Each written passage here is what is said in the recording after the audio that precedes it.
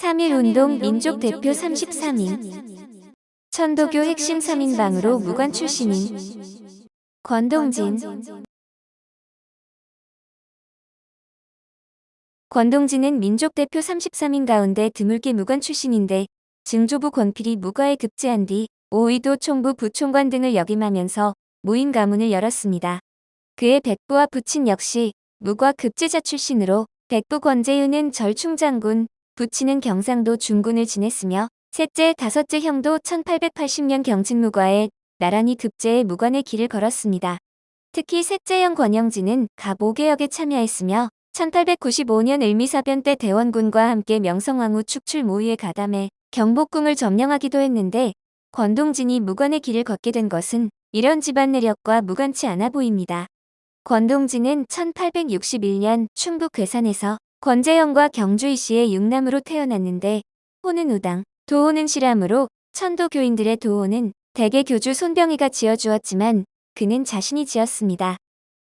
당초 그는 우당이라는 호를 쓰고 있었는데 3.1 혁명건으로 옥살이를 하고 나와보니 주변 사람들이 모두 암자 돌림의 도호를 쓰고 있는 데다 오세창이 그에게도 바꿀 것을 권했습니다. 그는 생각 끝에 실속 있고 실제로 일을 해야겠다는 뜻으로 실자를 따다 실함이라고 지었는데 그의 옛 친구들은 우당이라고 부르거나 실함 또는 실홍으로 부르기도 했다고 합니다. 권동진의 집안은 대대로 본향인 안동에서 살았지만 부친대에 괴산으로 이사했는데 그는 이곳에서 태어났고 8세 때인 1869년 무렵 집안이 서울로 이사하면서 소년기를 서울에서 보냈습니다. 19세 때인 1880년 훈련도감 산하의 하도감에서 사관학교를 설립하자 그는 일기생으로 입교했는데 일기생은 총 108명, 교육연하는 2년이었으며 1882년 봄 졸업생 10명이 배출됐는데 그는 수석으로 졸업했습니다.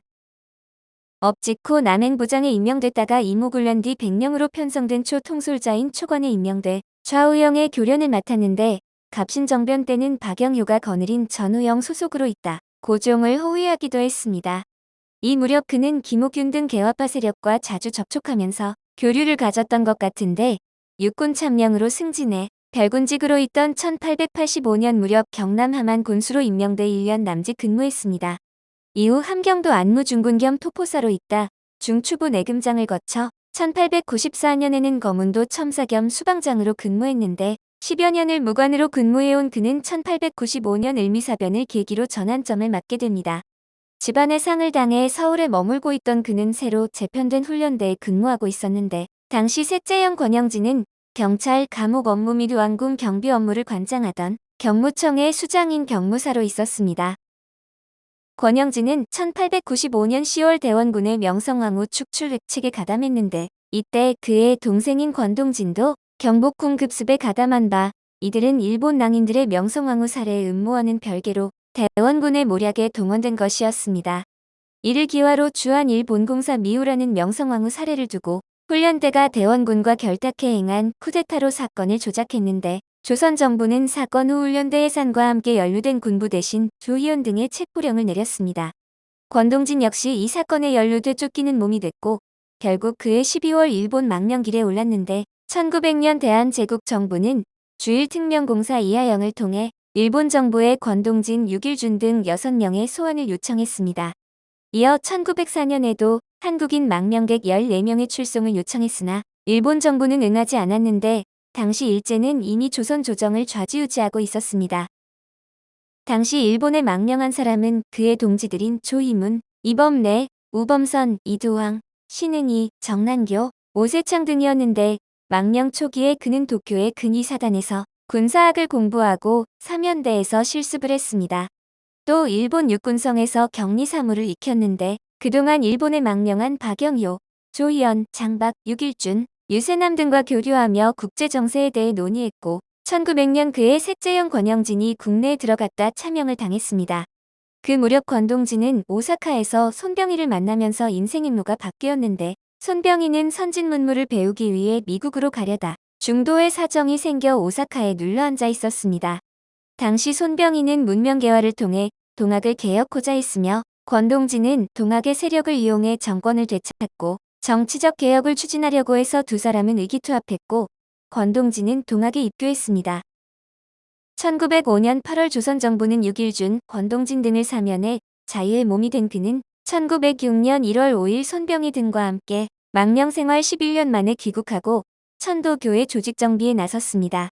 손병희는 천도교회 헌법격인 대헌의 규정에 따라 대도주에 취임함으로써 교권을 장악했는데 대헌은 권동진과 오세창, 양한묵 등이 작성한 것이었습니다. 그는 손병희를 보좌하며 도집, 도사를 맡아 전제관장, 포덕주임 등을 역임했고 이 과정에서 이용고, 송병준 등에게 넘어간 교세를 다시 회복하면서 그는 천도교의 핵심 인물로 부상했습니다. 이에 앞서 권동진은 귀국 직후 중추원 부참의에 임명되었으나 2개월여 만에 그만두었고 1906년 5월 박문사라는 인쇄소 겸 출판사를 인수해 봉은관을 설립했습니다. 그는 당시 출판사업 등을 통해 계몽운동에 앞장섰는데 주활동 무대는 대한자강회의 후신으로 1907년 11월 설립된 대한협회로 권동진은 실업부장과 부회장을 맡아 교육진흥과 식사능업을 통한 부국 강병에 힘썼습니다. 그는 상업활동은 이익 획득이 본질이라며 최소의 희생으로 최대의 효과를 획득하는 것이 핵심이라고 봤는데 무관 출신인 그가 어떻게 이런 식견을 갖게 됐는지는 알 수 없지만 상업활동의 중요성과 본질을 꿰뚫고 있었습니다. 그는 상업의 발달을 인류의 발달과 동일선상에 서놓고서 상업 발달이 장차 조선이 강대국으로 나가는 지름길임을 강조했는데 노동자에 대한 정당한 보수 지급이 생산성 향상과 경쟁력을 키울 수 있다고 주장했습니다. 그 무렵 국군은 이미 경각에 달해 1905년 을사늑약으로 외교권을 박탈당한 데 이어 1907년 정미칠조약으로 군대가 해산되었고 1910년 한일병탄으로 국권이 상실되었습니다. 그의 앞에는 해외로 망명할 것인가, 국내에 남을 것인가 두 갈래 길이 주어졌는데 고민 끝에 그는 후자를 택해 어려운 여건에서도 국내에 남아 천도교를 통해 민족의식을 고취하기로 했습니다. 1912년 천도교 조직 개편 때 그는 교육과장을 맡아 일단 포교 사업에 진력했으며 1912년 10월 천도교는 민족문화 수호와 유지를 위한 범국민운동을 추진하기 위해 민족문화운동본부를 결성했습니다. 총재는 손병희 회장은 이종일이 맡고 권동진은 제1분과 위원장을 맡았는데 겉으로는 민족문화 수호를 표방했지만 실상은 민중시위를 도모하기 위한 비밀결사체였습니다.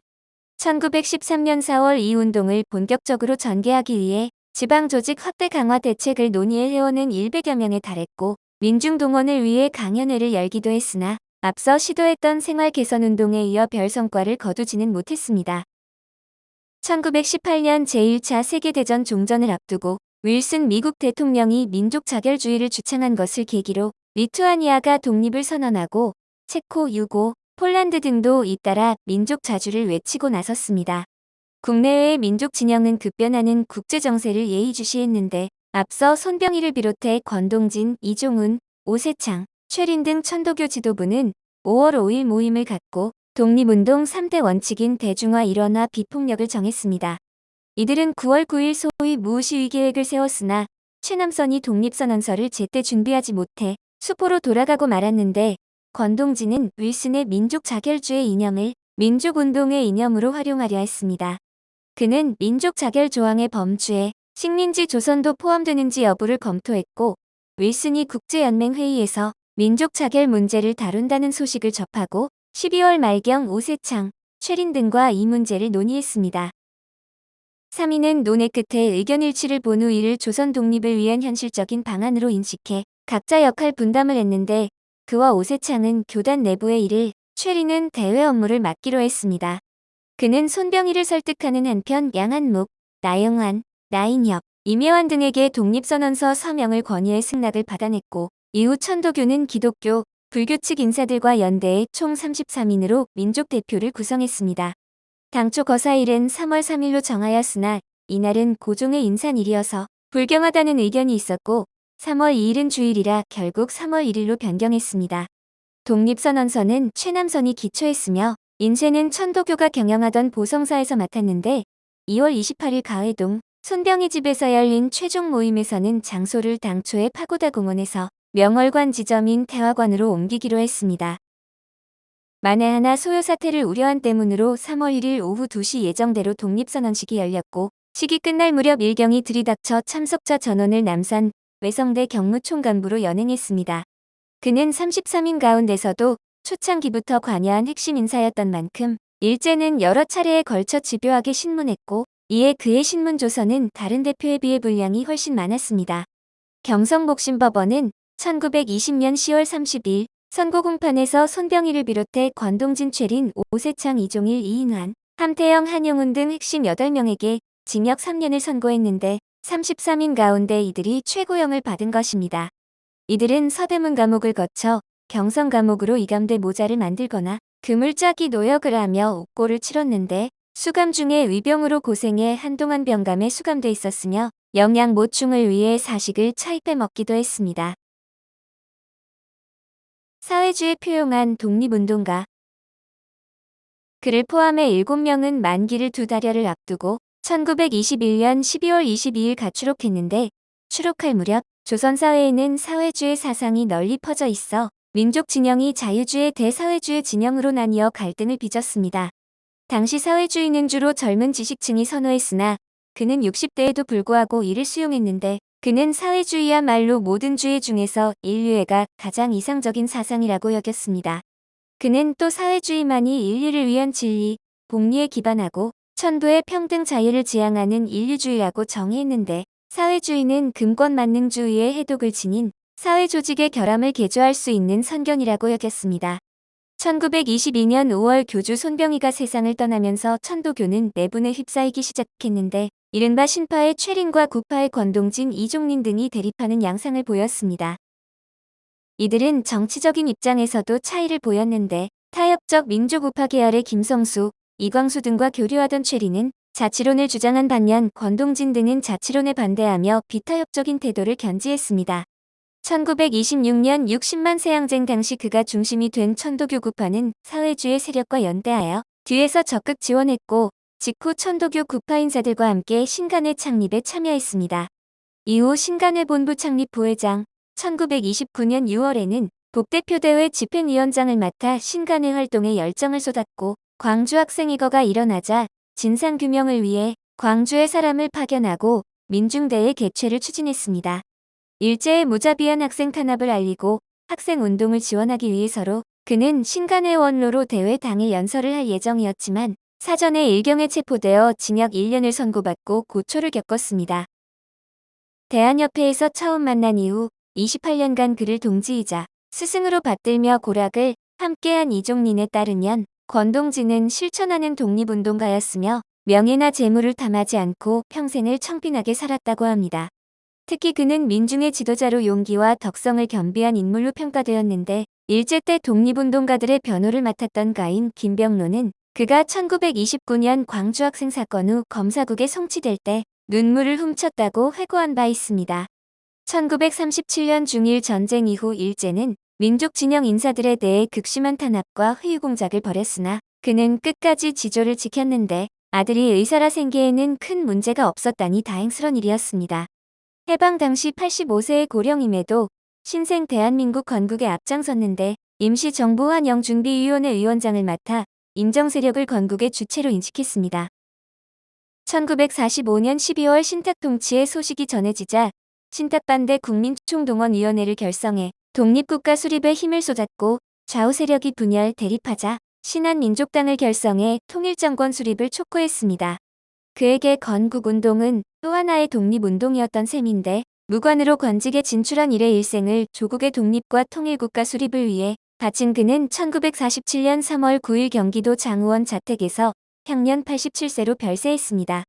빈소는 천도교 중앙총부에 마련됐으며 장례는 15일 천도교당 광장에서 사회단체 연합장으로 치러졌는데 장례위원장을 맡은 백범 김구가 식사를 벽초 홍명희가 애도사를 했습니다. 연결식 후 유해는 홍제원 화장으로 옮겨져 화장한 후 괴산 선영에 안장되었는데 정부는 1962년 고인에게 건국훈장 대통령장을 추서했습니다. 1966년 4월 국무회의 의결로 유해가 동작동 국립묘지 애국지사 묘역 20번으로 이장되었고 1980년 청주 3.1 공원에 그를 포함해 충북지역 출신 민족대표 33인의 동상이 건립되었습니다. 오늘 일제 36년은 3.1운동 민족대표 33인으로 천도교 핵심 3인방으로 무관 출신인 권동진이었습니다.